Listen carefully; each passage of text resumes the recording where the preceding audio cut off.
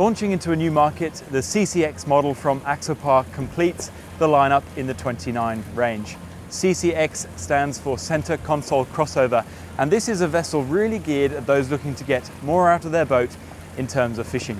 There are a few specific upgrades from the standard Axopar 29 that we see on this model. So today we're going to take a look through the boat as we head out in the south of France for a sea trial. I'll jump on the wheel and we'll have a look at the driving position and the handling of this new model. Enjoy the video.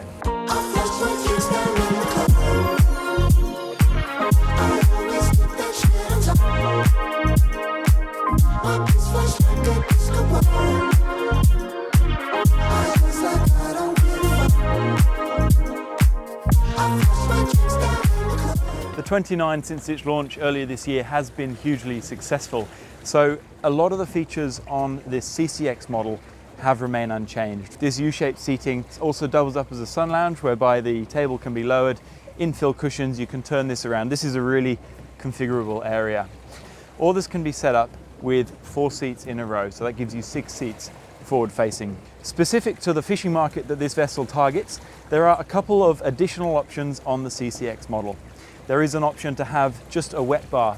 You can also do the popular options that we know and love on the Axopar models, like the aft cabin and the bench seat across the back. You can also do a fish station, which gives you more of a fish and bait prep area behind those 2 seats at the bow. And in addition, you get a leaning station with rod holders in a module at the back here. So you've got kind of a double-ended fishing area here at the back. So this area, depending on your usage and whether it's a family boat or a fishing boat or a family fishing boat, you can really set it up for exactly how you want. Port aft here, we can do a wet bar in the locker here. Now, in here we have a small fridge and a sink. So this is great. At the back of the boat, you've got access to drinks very easily.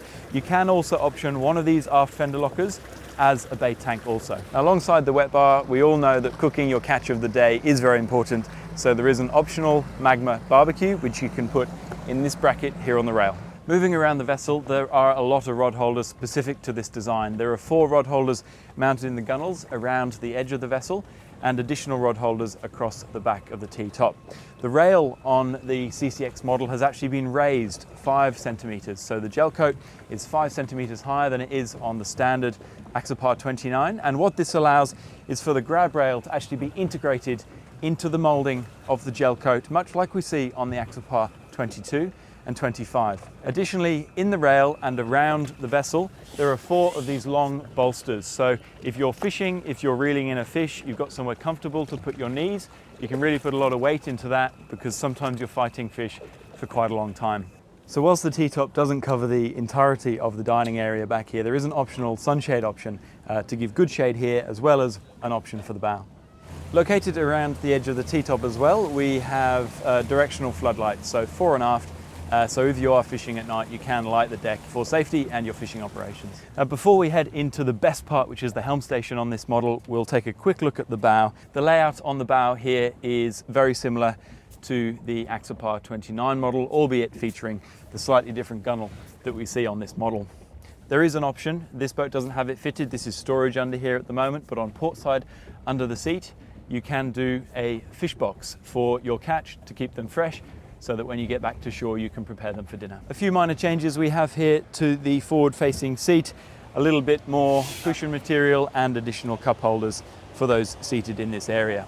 As per the other Axopar 29 models, there is also a V-berth and toilet compartment just under my feet here, with accommodation for up to 2 people and a full private toilet.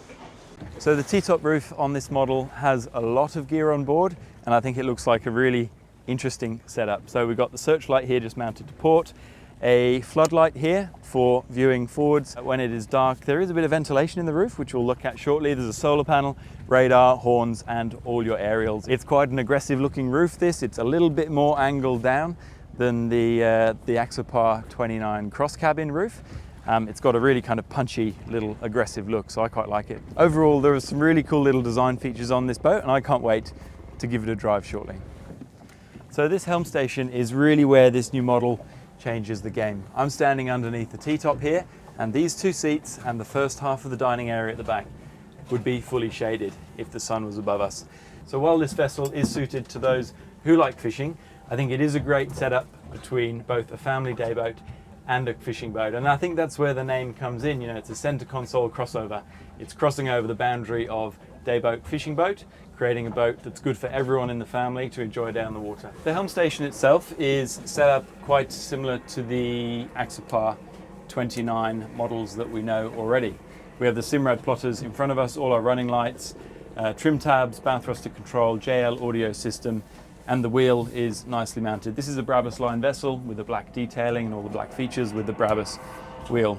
Throttle off to starboard and super comfortable. I got a footrest for my feet, and yeah, I feel very protected in here. I feel like I'm in the vessel when I'm looking forward, but I'm on a vessel when I'm looking back, which is exactly what we've tried to achieve.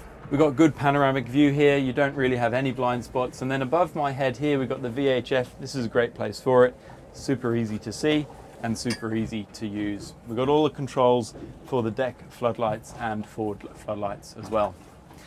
In terms of the skylight that I mentioned a short while ago, we have a small hatch here in the front of the roof, just to allow a bit of airflow, because in here there might be a concern that you're a bit out of the wind, you haven't quite got enough breeze, especially on a hot day. So that's your air conditioning system coming in through there. Looking around in general, the finishings are really nicely done. You know, all the speakers are recessed into purpose-built gel coat moldings. And looking around, actually, I think these are speakers down here. So these are speakers actually integrated into the design of the boat. They're not just surface-mounted speakers like the small tweeters you see here. So I can tell that there's a lot of effort and thought gone into this design, and that's what you'd expect, to be honest, from Axopar with their history and their knowledge of building boats like this. Before we take this for a spin, I'll just mention we do have a small sink and a small fridge just under the helm seats here, as we have on the other models. So we know how the Axopar 29 performs, having tested it on a couple of previous occasions. So today we're going to focus really just on this helm station and how it changes the feeling and the drive of the boat. So I'm taking it up to speed now, 12 knots, just out of the speed limit zone, so we can open it up a bit now. It feels like I'm on a sun top or a T-top in terms of the noise I can hear. The engine is obviously just behind me, but I'm completely out of the wind. Like, it feels like I'm in a cabin here. The windscreen actually comes to just to my shoulder, really, so it's very good kind of wraparound protection. And I've got our skipper and Marnie on the camera just behind me, and you know, they're probably a meter further back, and I can see that they're still very protected as well, with that windscreen going all the way to the T-top. So I'll take it up to full speed now, trimming up a bit beyond kind of the 22 knot mark, and yeah, I'm still very sheltered. I can feel a bit of breeze circling behind me here. This is incredible. If it was wet, if it was raining, if there was a bit of spray, there'd be absolutely no problem taking this a long distance offshore to find the best fish out there. So the standard engine package on the 29 is a 300 horsepower V8 as per the other 29 models, and the optional engines are a 350 and then a 400 horsepower outboard. But this has the 400 horsepower outboard on it, and the performance we know because we've tested the boat before.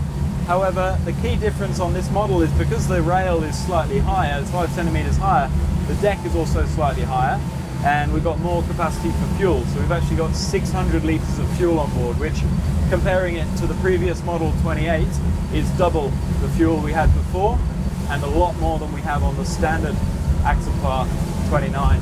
I'm actually going into the wind now, and I've got a lot of wind coming through the forward hatch there, so I've just closed that, and it shut off the wind perfectly. So the range on this vessel is going to be about double what it was on the Axopar 28, and then a fair whack more than it is on the standard Axopar 29. Overall, I think this is a real winner. You know, we've had a lot of owners in Australia, they've had a T-top and they've put clears, or they've tried to seal in the forward area to make it more comfortable.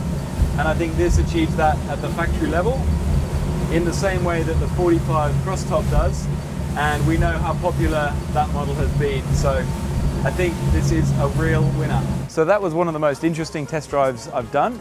This vessel is going to hit a real sweet spot, I think. You know, it's got all the openness and space of a T-top or sun-top model, but it's got the protection at the helm station of the very popular cross cabin model, and it's definitely going to appeal if you are into your fishing and you do want to combine the sports utility of the sea with the ultimate fishing vessel. So I think the Axopar 29 CCX gets 2 thumbs up from everyone at Eyachts, and we look forward to having the first of these down in Australia. If you did like the look of this vessel or any of the Axopar range, do get in touch with Russell, myself and Rowan to discuss, and we'll see how we can help. My name is Joe Fox from Eyachts. If you did enjoy this video, do like and subscribe to be updated with more Axopar related content, and we'll see you on the next one.